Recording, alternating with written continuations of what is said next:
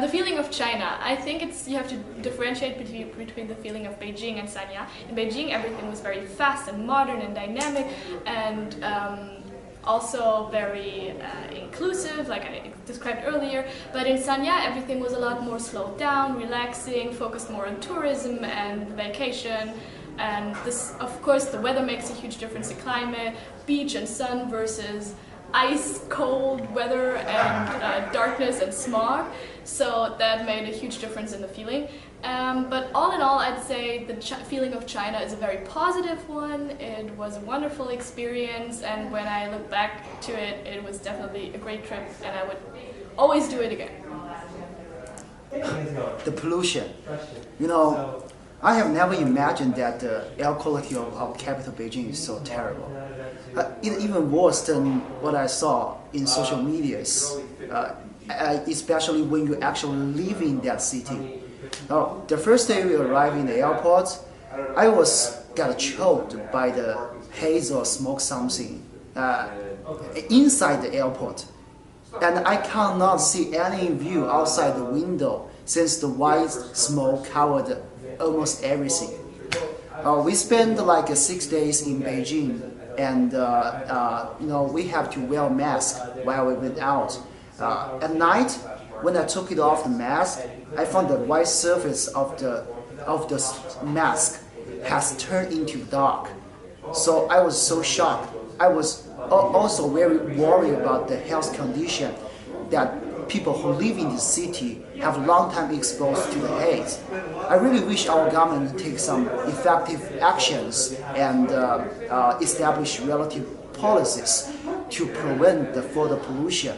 Otherwise, the prosperous growth of GDP seems insignificant in front of this polluted environment. Was China any different than what you initially expected?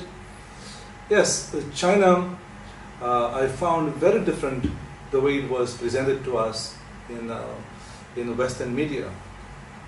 China is a vibrant society, a very modern society where people live the modern life.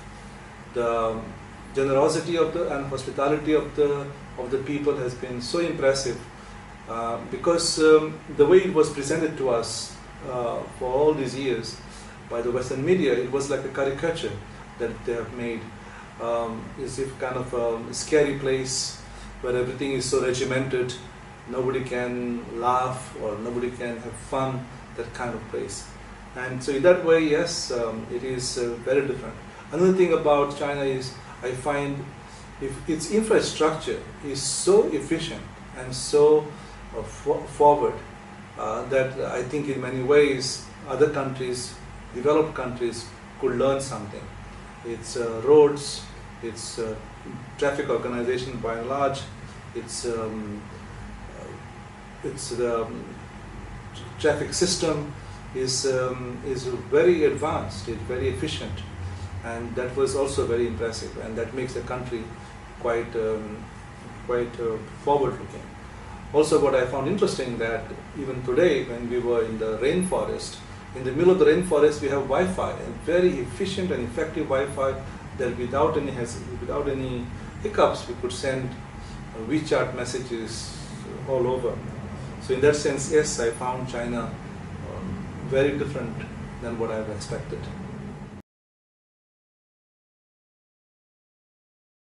Also thought was really impressive about the experience in China was that everyone always used WeChat for basically everything. So for example, when we took taxis together, they always paid with WeChat, and our Chinese students always communicated with WeChat. They sent voice messages and made video calls with it, and shared their location, sent directions to get to a location on WeChat, and I think they paid almost everything through the app.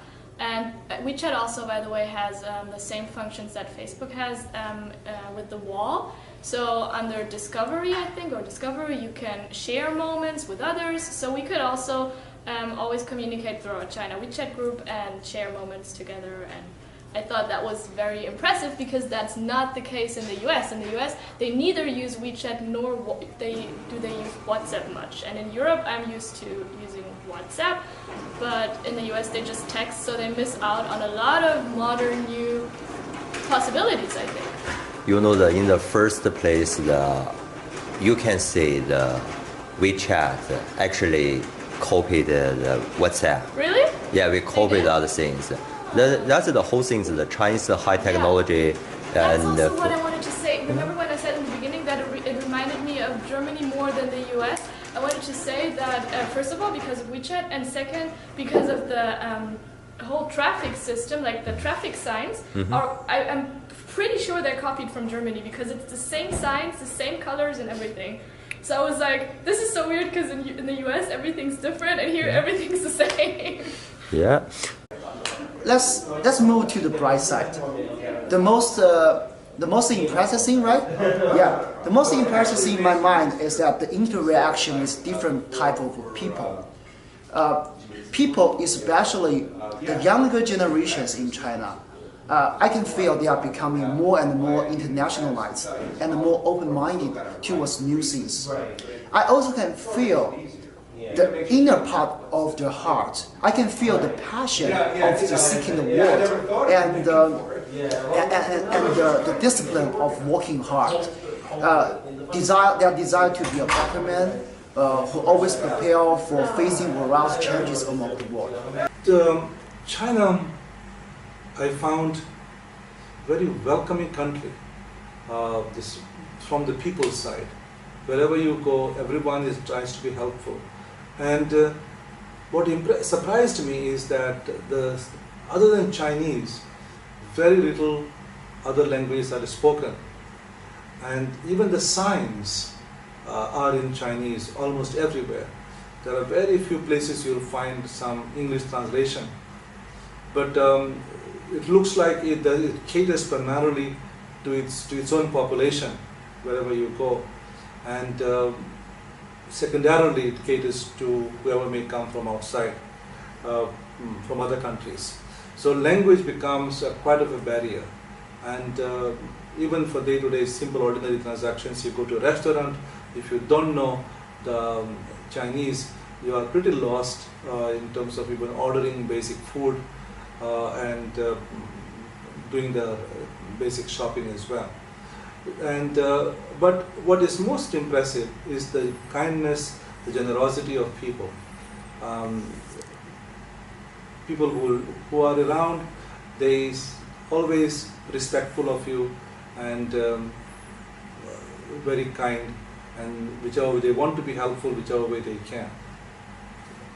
Just say it. Even though I knew the word ni hao, and I used to say that word ni hao ma for a long time because one of my students have taught me that about 20 some years ago, and I've used that very frequently.